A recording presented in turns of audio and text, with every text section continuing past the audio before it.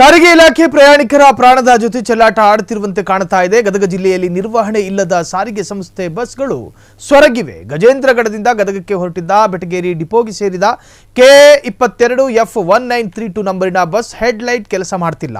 ಕತ್ತಲಲ್ಲೂ ಹಾಗೆ ಬಸ್ಸನ್ನು ಓಡಿಸಲಾಗ್ತಾ ಇದೆ. ನರೇಗಲ್ ಪಟ್ಟಣದಿಂದ ಬೆಟಗೇರಿ ಡಿಪೋವರೆಗೂ ಕತ್ತಲಲ್ಲಿ ಬಸ್ಸನ್ನು ಚಾಲಕ ಓಡಿಸಿದ್ದಾನೆ. ಪ್ರಯಾಣಿಕರು ಜೀವ ಕೈಯಲ್ಲಿ ಹಿಡಿದು ಸಂಚರಿಸುವ ಪರಿಸ್ಥಿತಿ ನಿರ್ಮಾಣವಾಗಿದೆ. ಸ್ವಲ್ಪ ಹೆಚ್ಚು ಕಡಿಮೆ ಆದರೂ ಅಪಘಾತ ಕಟ್ಟಿಟ್ಟ ಬುತ್ತಿ. ಕೂಡಲೇ ಸಂಬಂಧಪಟ್ಟ ಅಧಿಕಾರಿಗಳು ಎಚ್ಚೆತ್ತುಕೊಳ್ಳಬೇಕು ಎಂದು ಜನಾಗ್ರಹಗಳು ವ್ಯಕ್ತವಾಗಿದೆ.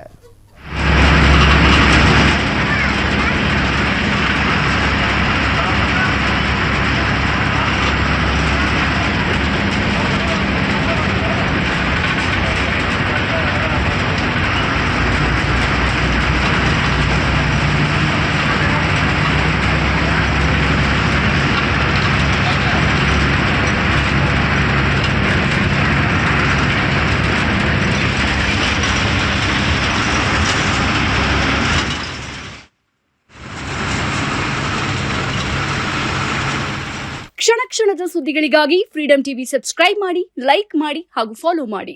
ಹೊಸ ಸುದ್ದಿಗಳ ನೋಟಿಫಿಕೇಶನ್ಗಾಗಿ ಬೆಲ್ ಐಕಾನ್ ಮೇಲೆ ಕ್ಲಿಕ್ ಮಾಡಿ.